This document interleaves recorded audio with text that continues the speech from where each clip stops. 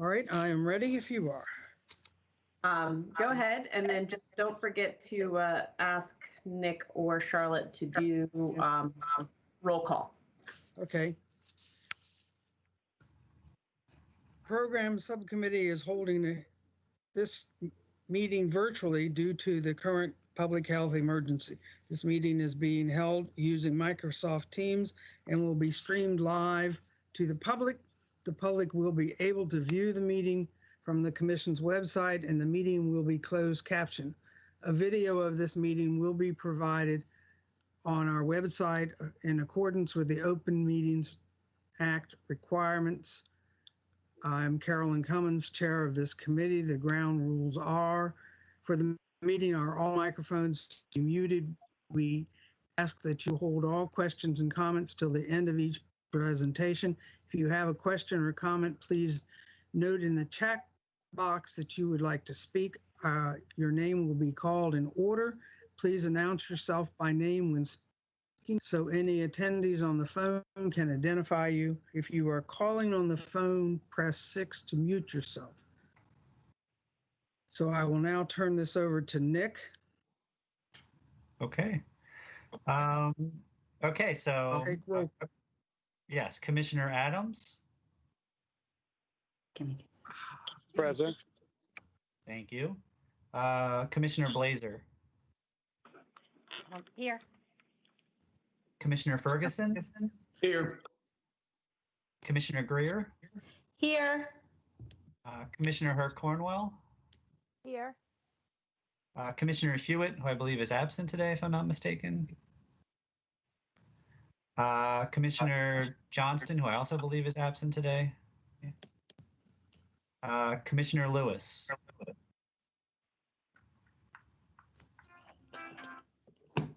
Doesn't look like Jim Lewis is here yet. Commissioner Marks. I'm here. Okay. Commissioner Merritt. Here. Commissioner Navarro.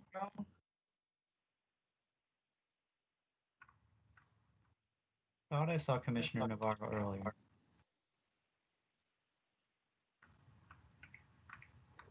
But I'm not seeing her now. So maybe she'll pop back on. And then Commissioner Oberg. Not seeing her either. Okay. Are there any other commissioners in attendance that we missed? Commissioner Grant is here, just listening. All righty. Well, the first item on the agenda is the town of Charlestown, and Michael Grassman is making the presentation. All right. Good morning. Let me just make sure that my PowerPoint is coming up here.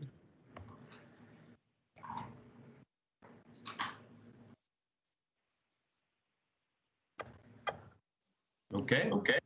Can everyone see that and hear me properly? I can hear you, but I don't see the presentation, if that's all right.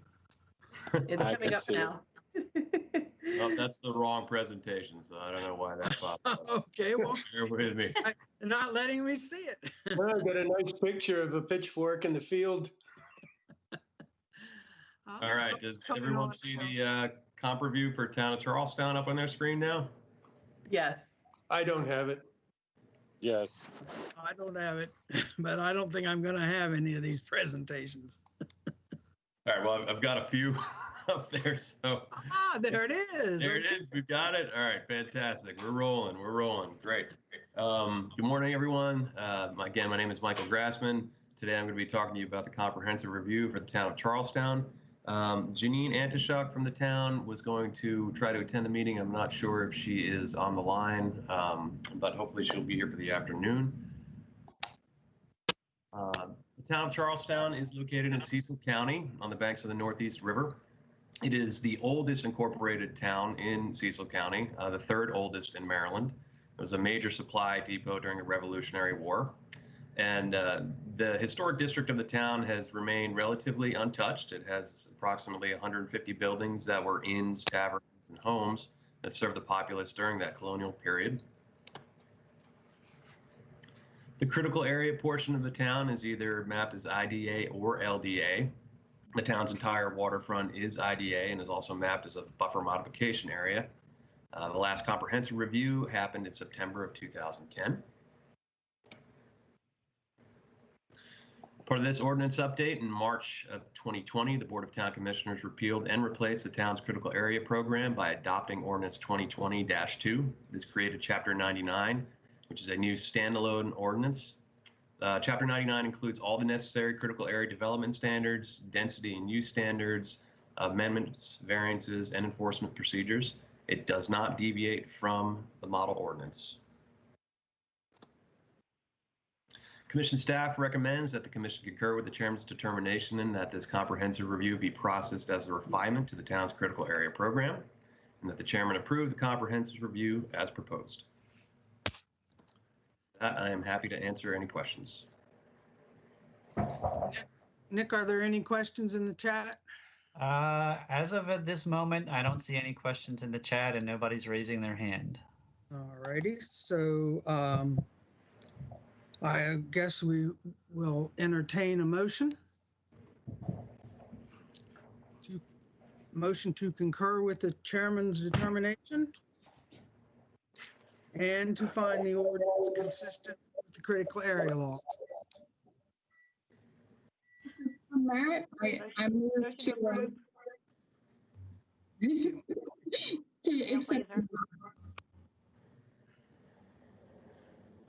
Motion by Commissioner Merritt. Is there a second?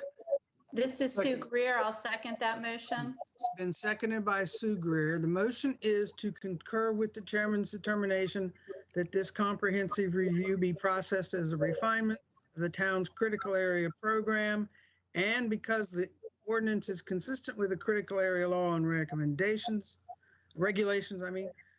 to approve its comprehensive plan as proposed. All those in favor, please signify by saying aye. Aye. Aye. Aye. Aye. Aye. Opposed likewise. The motion is carried unanimously. The next item on the agenda is for the town of St. Michael's. Jennifer Espinoza.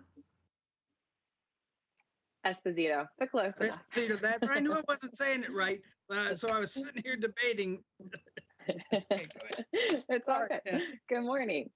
How's everyone? I'm going to actually turn my camera off while I'll be presenting, but I will turn it back on for questions in a moment. And please let me know when you can see. Whoops, actually, I have to share before I start. How about that? Let me know when you can see my screen. There it goes. There it is. There it is. Okay, so I will be presenting the comprehensive review of the Town of St. Michael's Critical Area Program. We have representatives on the call today from the town, Kimberly Kudla and Peter Johnston. The Town of St. Michael's is located on the eastern shore of Maryland in Talbot County off of the Miles River.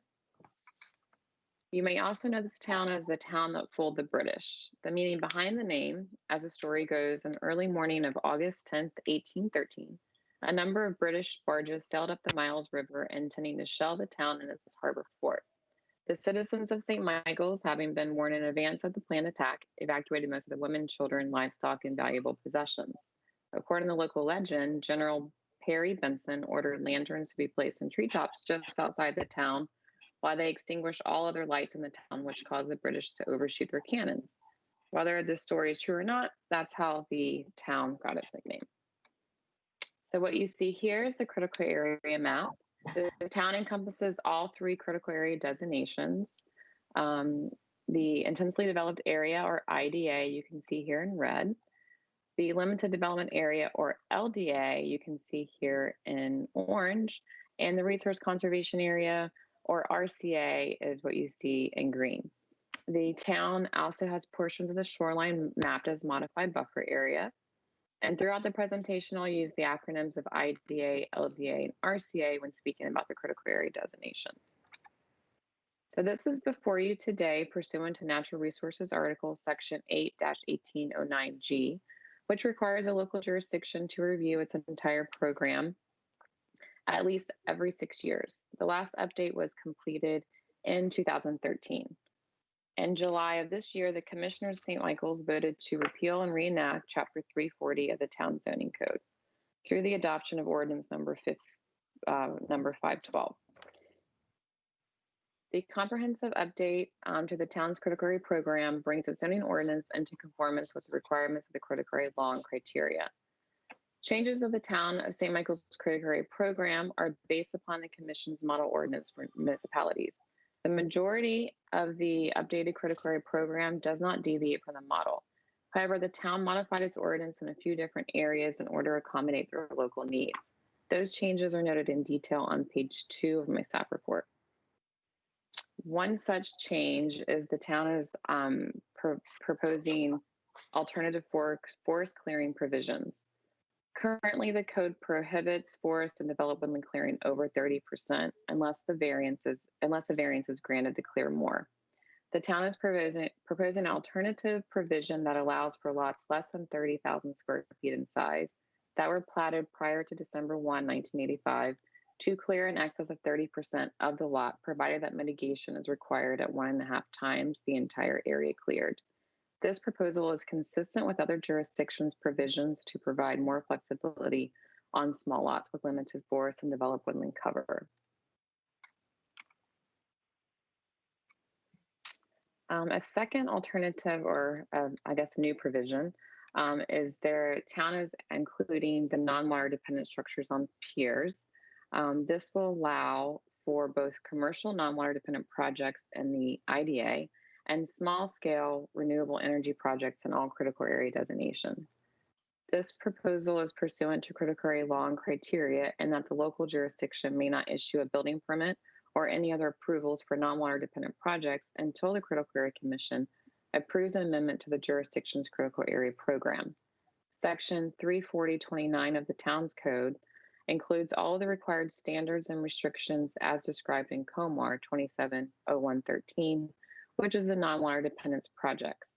Just as an aside, this restaurant, Mike's, is not a restaurant in St. Michael's. It is actually in Anne Arundel County, but it's a good representation of a non-water dependent project on pier.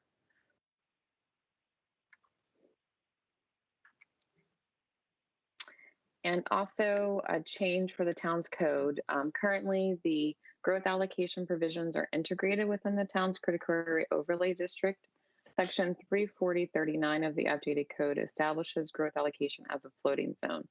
This change will not alter the requirements for growth allocation, nor will it affect how the application for growth allocation will be processed. However, Commission staff recommends minor amendments to the section for clarity purposes. I will discuss those minor amendments in greater detail shortly. Lastly, the town included criteria to allow for new IDA lands to be less than 20 acres and for new IDA lands to be located non-adjacent to existing LDA or IDA lands when such lands are intensified through the use of growth allocation. Any proposal for either new IDA lands less than 20 acres or new IDA lands that are non-adjacent to existing LDA or IDA lands must meet additional provisions, which are all listed in detail at the bottom of page 2 of my staff report. The town elected not to pursue non-adjacent LDA provisions at this time. The proposed amendments are consistent with provisions in other jurisdictions that were previously approved by the Critical Area Commission. So now that I've explained the proposed changes to the code, I'm going to go through the required revisions. Commission staff identified minor clerical errors within the existing code to be corrected, as well as minor text amendments that are required to accurately reflect the critical area law and regulations. To follow along, I will reference the page number within the town code, as well as you can look through the staff report on page 3. I will begin with the minor clerical errors. So first, on page 36 through 37 of the code, intensely developed areas, section 340.15D, there is an error in the numerical formatting as the code skips subparagraphs D, 3, and 4. Page 70 through 87 with the growth allocation floating zone district, section 340, 39A through P. There is an error in the formatting as the code skips regulation E. Updated text should end at O. So page 86, growth allocation floating zone district, section 340, 39P, 5B, and C. The internal reference in both of these standards references subsection G6. The reference should be updated to subsection 06 pending the aforementioned correction. So next, I'm going to discuss the minor text amendments that are required to accurately reflect updates to the critical area law and regulation. To follow along, minor text amendments start on page 3 and continues on page 5 of my staff report. The new text is added in bold and any deletions are noted as strike-throughs. So first, on page 42 of the code, Resource Conservation Areas, section 340.18a. This section stipulates that development activity within the RCA shall be consistent with the requirements and standards of the LDA. However, this section is missing the requirement from COMAR that restricts lot coverage when the entire parcel is located within the RCA or when only a portion of the parcel is RCA. The text you see here should be inserted as a new subparagraph 4 and the remaining subparagraphs of that subsection renumbered. On page 56, other habitat protection areas, section 340.26b2. This section directs an applicant to develop a habitat protection plan in coordination with the Department of Natural Resources in the event that a habitat protection area is confirmed by Department of Natural Resources. However, it's missing the components listed here as little a and b, and staff recommends including the language as subparagraphs to B2. On page 70, growth allocation, section 340.39b2. This section should be amended to read as follows. The town's original allotted growth allocation acreage is 245 acres. To date, the town has used 76.07 acres. The town's growth allocation acreage remaining is 168.93 acres as of the date of passage of this chapter. And then on page 72 of the code, growth allocation floating zone district, section 340.39d6. This section will need to be amended as follows. New intensely developed areas, or LDA, shall conform to all criteria St. Michael's for such areas, shall be so designated on St. Michael's critical area maps, and shall constitute an amendment to the chapter subject to review and approval by the St. Michael's Planning Commission, the Town Commissioners, and the Critical Area Commission as provided herein. On page 78 through 77, growth allocation floating zone, section 340.39k. This section gives the St. Michael's Planning Commission the authority to approve minor amendments to an approved growth allocation concept plan without the requirement of the approved amendment to be forwarded to the Critical Area Commission for review and approval. Commission staff recommends including a new subparagraph 7 under section 340.39k as shown here to ensure that any proposed minor amendment still meets the parameters of the approved growth allocation.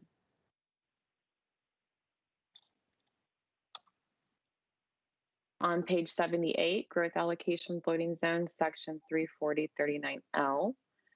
This section will need to be amended to ensure that the critical area criteria is applied as a minimum standard when the provisions of the zoning chapter 340 and the subdivision of land chapter 290 are in conflict with the provisions of the growth allocation floating zone section. And lastly, on page 267 of the code, amendments of critical area program elements, section 340.191A. This last sentence of section 340.190A will need to be corrected as shown for consistency with critical area law and criteria. And with that, commission staff recommends that the commission concur with the chairman's determination that the comprehensive review be processed as a refinement to the town's critical area program, as the changes to the town's code are consistent with critical area law and its regulations. Further, commission staff recommends that the chairman approve the town's comprehensive review update with the condition that the town amend Chapter 340 in accordance with the changes outlined in the required revision section of the staff report. Do we have any questions? Thank you, Jen. Does anybody have You're questions? No hands are up. The chair will entertain a motion. How about the chair will entertain a motion to concur with the chairman's determination that it can be processed as a refinement to the town's critical area program, and that we approve the town's comprehensive review update with the conditions outlined in the staff report. This is Commissioner Marks. I'll make that motion. Is there a second? Jeff Ferguson, second. Thank you. I couldn't understand who made the second. It was Jeff Ferguson. Jeff, okay. Motion has been made by Commissioner Marks and seconded by Commissioner Ferguson to concur with the chairman's determination and to approve the comprehensive review update. All those in favor, please signify by saying aye. Aye. Aye. Aye. All those opposed, likewise. The motion carries unanimously. Thank you very much, Jen, and we'll move on now Thank to you. the city of Annapolis. And this is Kate Durant's presentation.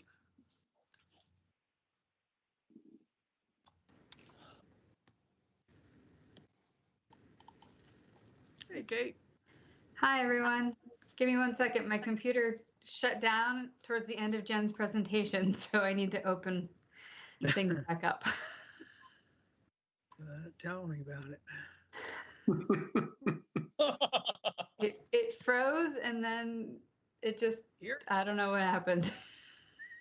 Jen, you're still sharing your screen as well. If you could stop sharing. Thank you.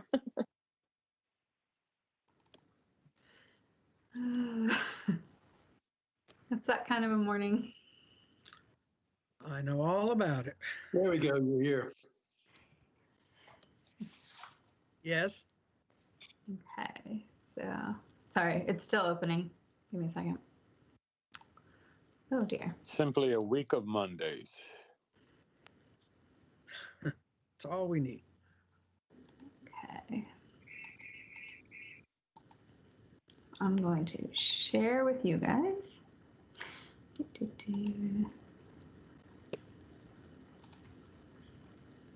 We are. There we are. I think it's coming. There There it we is. go. Yep. Thank you for being patient. I appreciate it. So thank you, Commissioner Cummins. Good morning. I am Kate Durant, and I will be presenting the City of Annapolis Fee in Lieu Memorandum of Understanding, or MOU. Cynthia Godinez, Sally Nash, and Jackie Guild from the City of Annapolis are joining us for the meeting.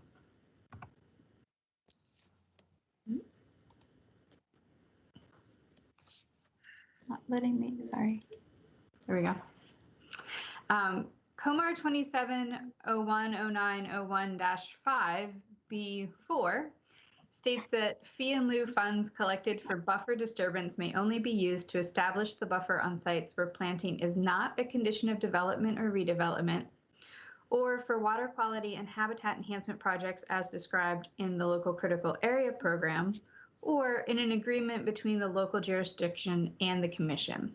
The purpose of this MOU is to allow the City of Annapolis to use their fee in lieu funds for water quality and habitat enhancement projects and identify the types of projects that may be implemented without direct oversight from commission staff.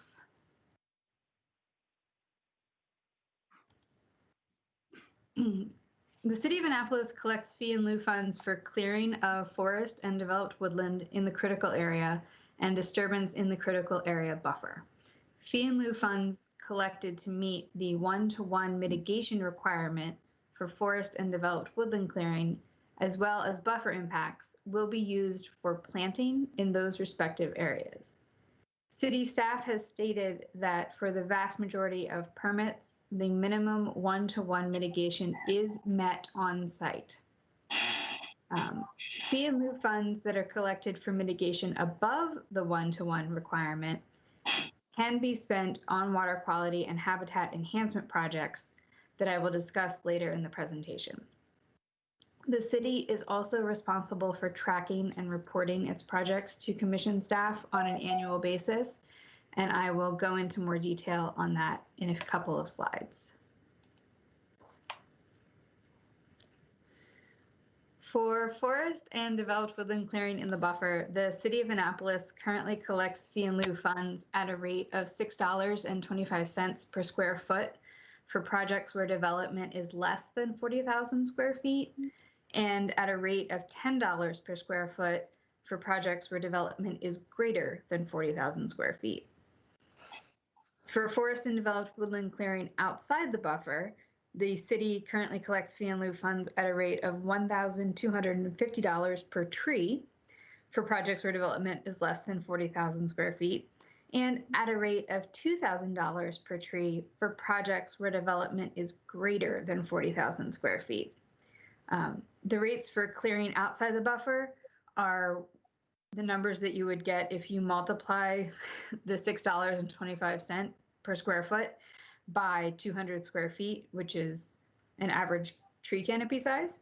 So $6.25 times 200 equals $1,250. $10 times 200 equals $2,000.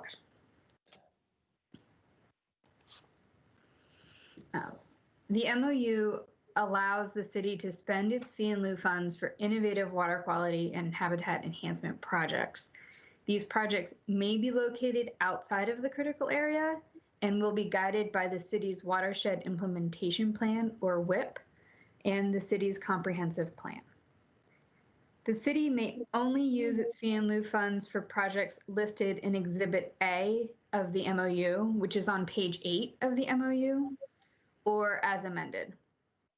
The majority of project types listed in Exhibit A are on this list. They include planting in the critical area, shoreline and or slope stabilization, invasive species management, grants for tree planting on private property, grants for stormwater management, best management practices, and stream or wetland restoration projects on private property as well as city property, or public property, I should say, living shorelines, habitat enhancement, and plantings for trail redesigns, wetland delineations and tree surveys that are related to habitat and water quality enhancement, land acquisition for water quality and habitat enhancement, and educational programs related to water quality and habitat enhancement. The city may partner with third parties for any of the projects listed in Exhibit A of the MOU. The city will be responsible for securing 5 years of maintenance and monitoring for all projects completed under this MOU. Up to 20% of the fee in lieu funds may be used by the city for maintenance and monitoring.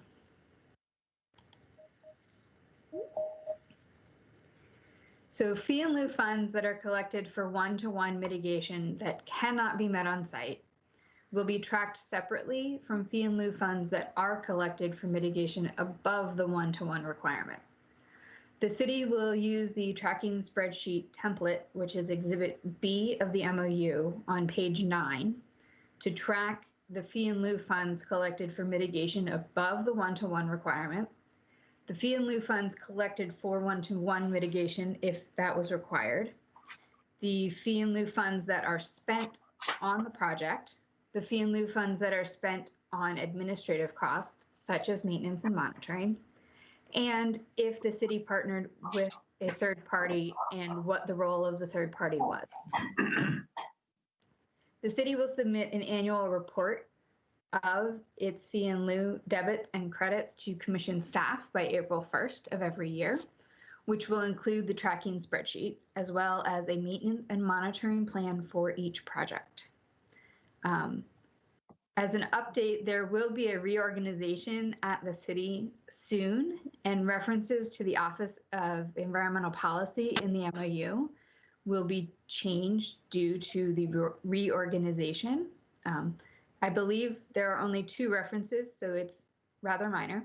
The MOU will be between the mayor, excuse me, of the city of Annapolis, the city's Office of Planning and Zoning, or Department of Planning and Zoning, and the Critical Area Commission. So staff recommends the subcommittee vote to approve the City of Annapolis fee in lieu memorandum of understanding as proposed, with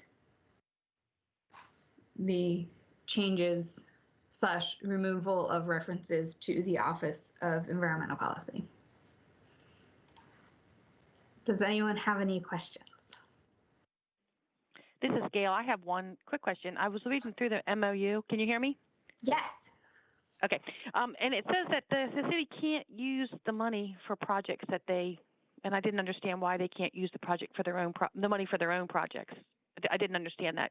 Can you explain that? That, I'm going to stop sharing my screen. Give me 1 second. There we go. Kate, do you want me to? That would be, sorry, this is Kate Charbonneau. That would be restricting the city from using it for, say, if they did their own project that had their own mitigation requirement. You know, the city does have city projects that generate critical area mitigation. They can't use the fee in lieu fund to go satisfy their own critical area mitigation obligation. They could pay into the fund, but they couldn't use it for that purpose. Does that make sense, Gail? Yeah, I guess it just seems like it's there may be a, well, okay, I understand. Thanks. Okay, it looks like Commissioner Ferguson has his hand raised and may have a question. Okay. Commissioner Ferguson, I believe you're on mute, so we may not be able to hear if you're asking your question. Okay, I just took it off mute. Point of clarification, when it refers to the up to 20% for maintenance, that is not per annum, that is on the totality of the 5 years. Is that correct? It is my understanding that that is correct, yes. Okay, thank you.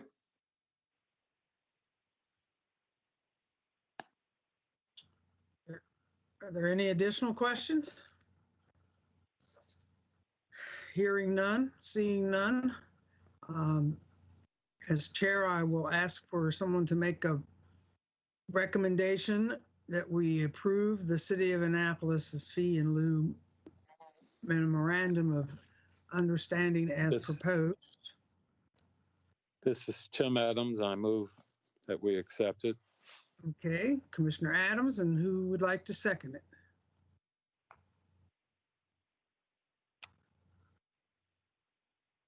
It's gonna die for lack of a second.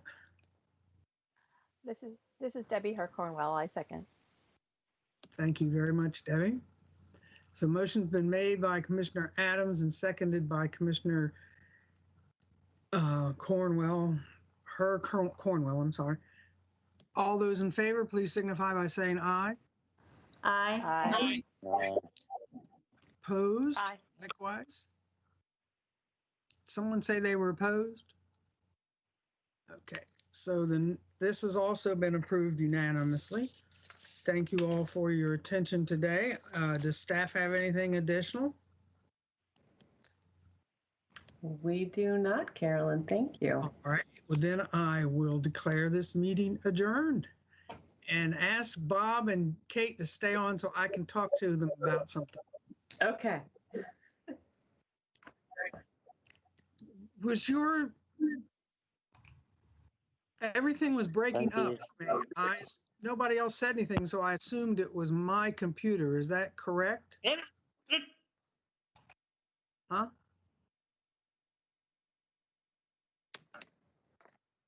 Okay, so it's something in my computer. All right, well, maybe it'll improve in the afternoon. That's why I had to keep switching from, I could understand it better if I didn't have mute on. So I kept switching back and forth. So I could Huh. hear. Do you want to try and get on? What time do you normally get on for the afternoon meeting, Bob?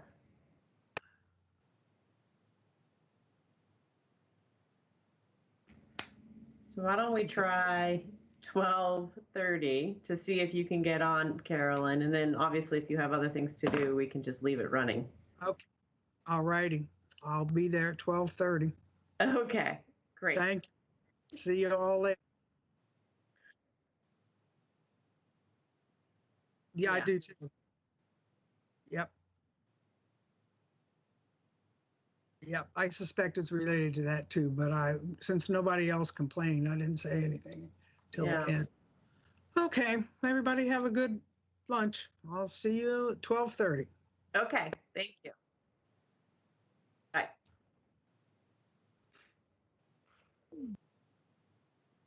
Are you good, Charlie? Yep, I'm good. Okay. So we're back on at 11.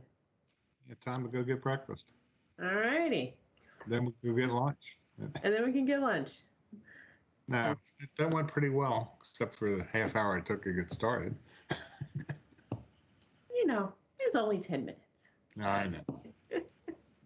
And yeah, okay. Well, so you can never really tell with the vagaries of these things. Connections and bandwidth and That's true. Was anybody on from Annapolis? Yep. No. We had Cynthia Gudenia, Sally Nash, and Jackie Guild. Okay. It's just hard to tell. I know. I mean, they were. Even with these initials, I don't know. Yeah. Who's who? Yeah. Yes.